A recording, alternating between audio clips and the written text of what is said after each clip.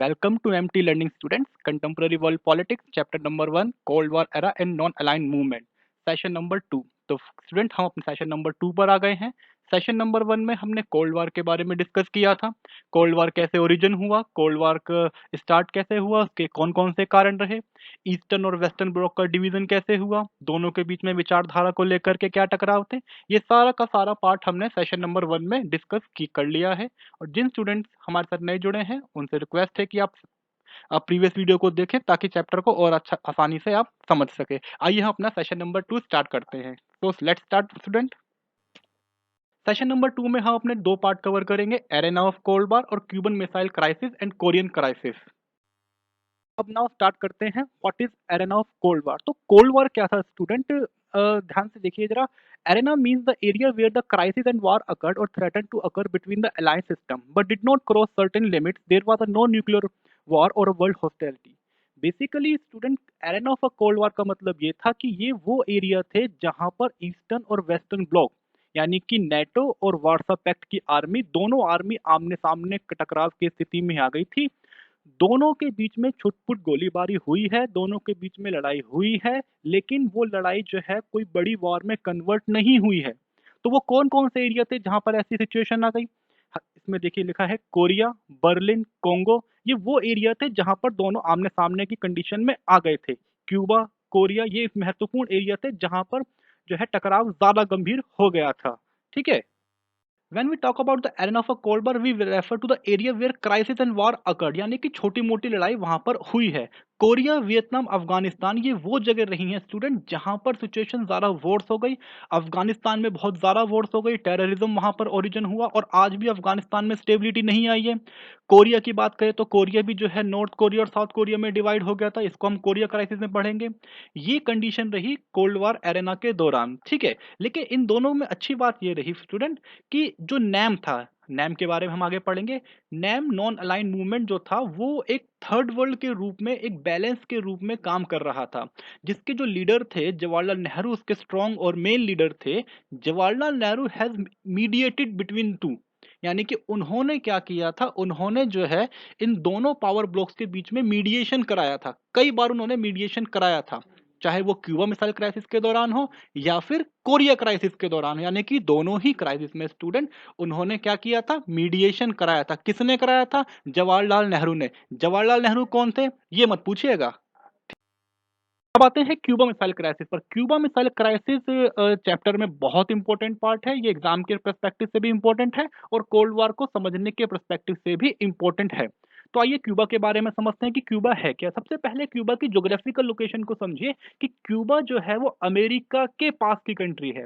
ठीक है। अमेरिका के पास, यानी कि जैसे इंडिया के पास एक श्रीलंका है, तो श्रीलंका इंडिया बहुत दूर नहीं है, नजदीक ही है।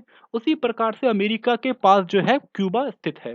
अब क्यूबा में क्या हो रहा है, देखिए क्यूबा के अंदर जो है इतना समझे कि 1959 से पहले वहां पर क्या था, वहां पर एक राजा का शासन था, एक डिक्टेटर था वहां पर, क्या नाम था उसका, बतिस्ता। ठीक है।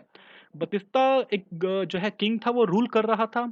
अब वहां पर क्या होता है, किंग के अगेंस्ट में जो है फिदेल कास्त्रो, फिदेल कास्त्रो एक बहुत इंपॉर्टेंट लीडर है, कम्युनिस्ट लीडर है। क्यूबा में जो है बहुत इंपॉर्टेंट लीडर रहे, अभी हाल फिलहाल में उनकी मृत्यु हुई है। फिदेल कास्त्रो जो है वो पावर में आते हैं बतिस्ता को हटा करके। ठीक है। Castro was not an communist, वो कोई कम्युनिस्ट नहीं थे। कम्युनिस्ट मतलब कम्युनिज्म, हम जानते हैं कम्युनिज्म का क्या मतलब होता है। तो वो कम्युनिस्ट नहीं थे, लेकिन US policy maker initially took a cautious wait and see approach to his regime. लेकिन जो अमेरिका था वो ये देख रहा था कि क्या क्यूबा में क्या चल रहा है। ठीक है। और सोवियत संघ ने क्या किया, सोवियत संघ ने बतिस्ता को हटाने के लिए कैस्ट्रो, फिदेल कैस्ट्रो को सपोर्ट किया। अब फिदेल कैस्ट्रो को जब उन्होंने सपोर्ट किया, तो जब फिदेल कैस्ट्रो पावर में आ गया तो फिदेल कैस्ट्रो के साथ कई सारी ट्रीटी को साइन किया गया, एग्रीमेंट साइन किए गए। फिदेल कैस्ट्रो को हथियार प्रोवाइड कराए गए, आर्म्स प्रोवाइड कराए गए, ताकि वो जो है हटा सके, जो बतिस्ता के जो सपोर्टर हैं उनको खत्म कर सके। ये जो है सोवियत यूनियन ने किया था और उसको पॉलिटिकल सपोर्ट भी मिला। अमेरिका ये सब कुछ देख रहा था। ठीक है।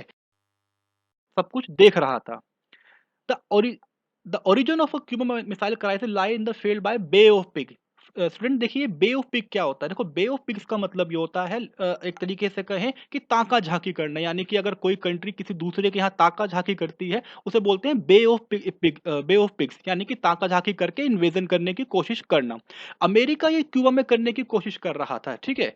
और कास्त्रो को जब ये पता लगा कि अमेरिका जो है ताकतहाकी कर रहा है, दोबारा से इन्वेजन करने की कोशिश कर रहा है, तो कास्त्रो ने जो है सोवियत यूनियन की हेल्प ली और सोवियत यूनियन ने सपोर्ट किया, क्योंकि कोल्ड वॉर तो चल ही रहा था दोनों के बीच में। तो सोवियत यूनियन ने जो है क्यूबा की हेल्प करी और वहां पर अपनी मिसाइल्स इंस्टॉल कर दी। तो जब क्यूबा ने जो है क्यूबा में मिसाइल इंस्टॉल हो गई सोवियत यूनियन की हेल्प से, तो ये अमेरिका के लिए चिंता की बात हो गई, ठीक है।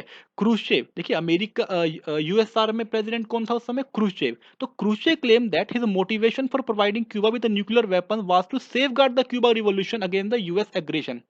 यूएसएसआर के प्रेसिडेंट ने क्या कहा कि भैया हम जो मिसाइल प्रोवाइड करा रहे हैं वो मिसाइल केवल और केवल क्यूबा को प्रोटेक्ट करने के लिए है। तो स्टूडेंट आप समझ रहे हैं ना, क्यूबा को प्रोटेक्ट करने के लिए जो है वो मिसाइल प्रोवाइड करा रहा है। वो ये नहीं कह रहा कि हम अमेरिका पर अटैक कर रहे हैं। देखिए अटैक करने की बात कोई नहीं कहता है, हर कोई यही कहता है कि हम क्या कर रहे हैं, एक प्रोटेक्शन क्रिएट कर रहे हैं। लेकिन ऐसा नहीं था, क्योंकि कोल्ड वॉर चल रहा था और वो अमेरिका को थ्रेटन करने के लिए, उसको डराने के लिए क्यूबा में मिसाइल लगा रहा था। अमेरिका को ये बात पता लग गई। अमेरिका को 3 हफ्ते बाद ये बात पता लगी थी वैसे। अब 1962 में क्या होता है कि US U two spy plane flights over Cuban territory reveal the missile installation site. अब जैसे ही अमेरिका के जहाज ऊपर से उड़े, उन्होंने देख लिया कि भैया वहां तो मिसाइल लगी हुई है। तो जैसे ही उनको पता लगा तो उन्होंने अपने प्रेसिडेंट से कहा। अमेरिका में प्रेसिडेंट कौन था? John F Kennedy. कैनेडी का नाम आपने सुना होगा, ठीक है, नहीं सुना तो अभी आप सुनिए। उस समय कौन थे वहां पर? कैनेडी। तो अभी हम क्यूबा की लोकेशन देखती है छोटे से मैप में, देखिए क्यूबा यहाँ पास में है, अमेरिका के पास में ये क्यूबा है।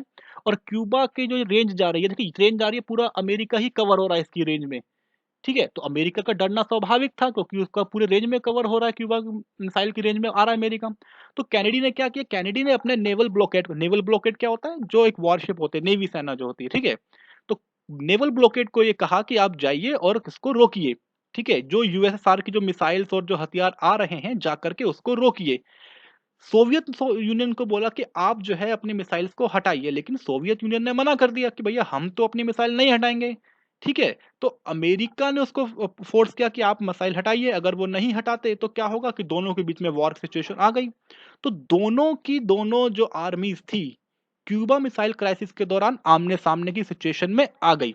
इसे ही बोलते हैं क्यूबा मिसाइल क्राइसिस। आप पॉज करके उसको पूरा पढ़िएगा स्टूडेंट, ठीक है। कोरियन क्राइसिस पर, कोरियन क्राइसिस को समझते हैं। कोरियन क्राइसिस क्या है? After the second world war Korea was preoccupied by the Japanese. तो कोरिया के ऊपर जापान का कब्जा था। जापान एक बहुत बड़ा एम्पायर था, ठीक है, जापान हार गया, वो सारा एम्पायर खत्म हो गया था।